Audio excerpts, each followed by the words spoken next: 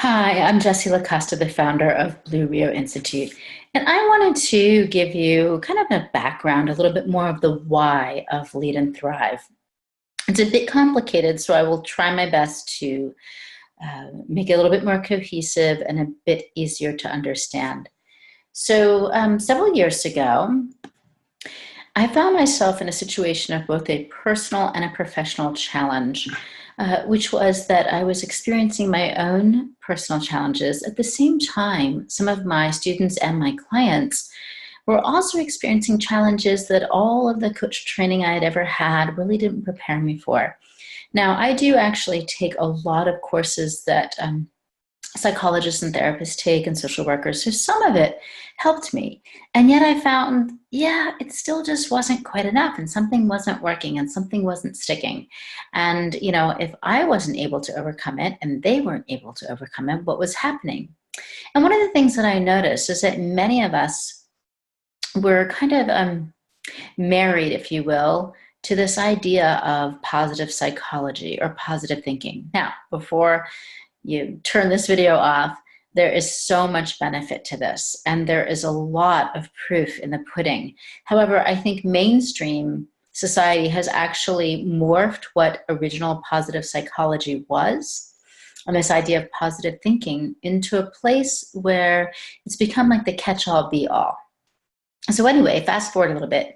When I first launched the course that preceded Lead and Thrive, we had two different ones. We had Coaching Through Acceptance and we had Survive and Thrive. So what I was doing at that time was I was basically testing out some models that I had developed. Now, these are not evidence-based necessarily. They're more anecdotal. And I was also looking at some things that I had done in the past and teasing out and saying, wait, this work was actually part of this model. I just never had a word for it. I never had a name for it. And then I was applying this as well as information that I was gleaning from the evidence-based research out there in trauma work and psychology and positive psychology and strategic management, change management, all of these things. And I just said, there has to be a better way. I'm struggling. They're struggling. What are we going to do?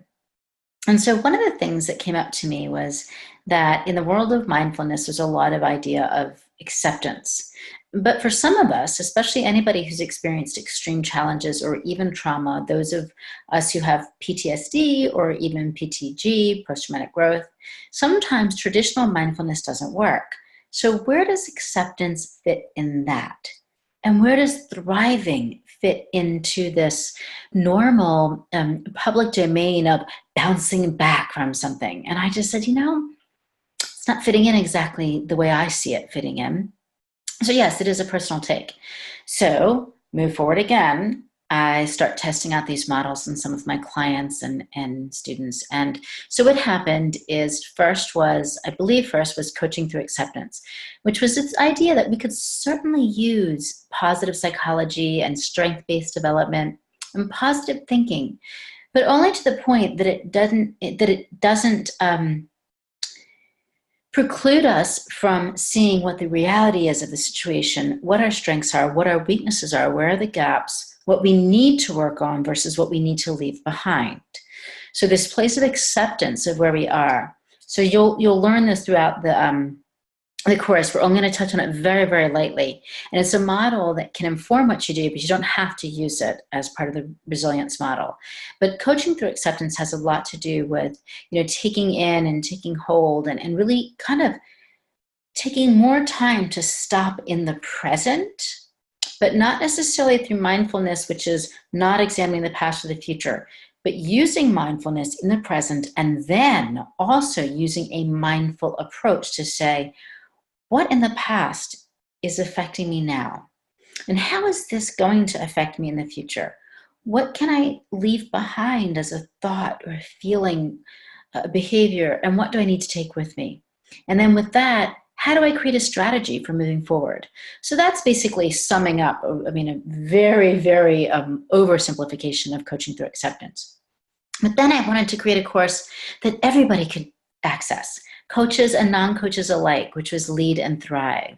And that really was the basis of this course. We wanted to test out this concept of a model of leadership and resilience that wasn't a step-by-step, paint by paint, number by number, paint by paint, paint by number model, but that used a lot of research that's already out there, also with the experiences that I've had with myself and my clients on what happens when we are faced with a really challenging or traumatic experience, and how do we move through it?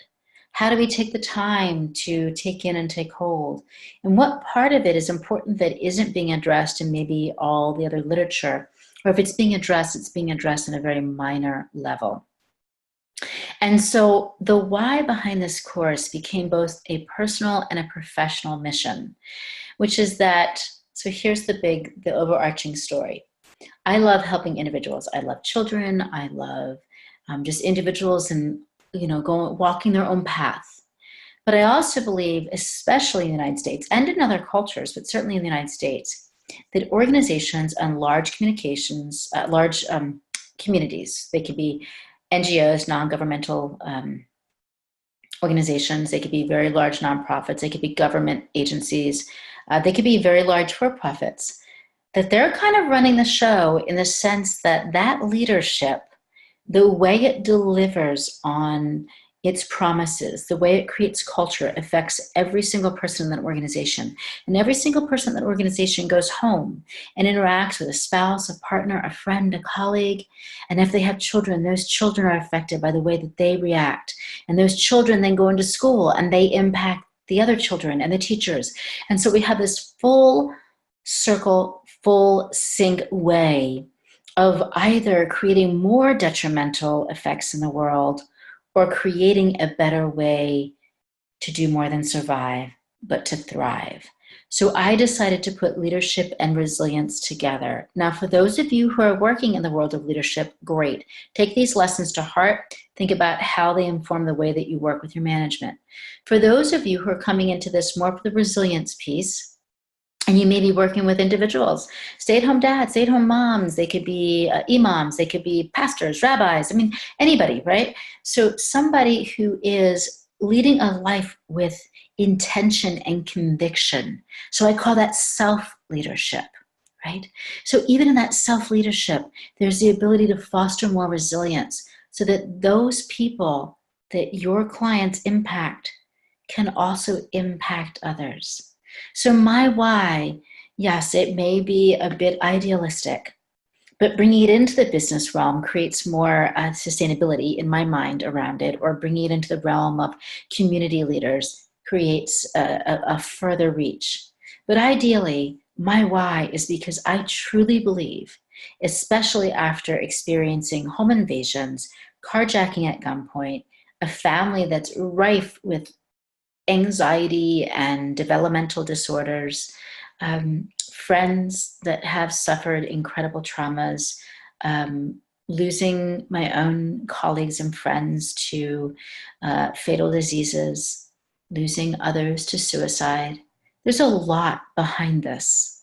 So while it may seem idealistic, I do believe that all of us, even if we just take 3 golden nuggets in this course and pay it forward, we can make a better world.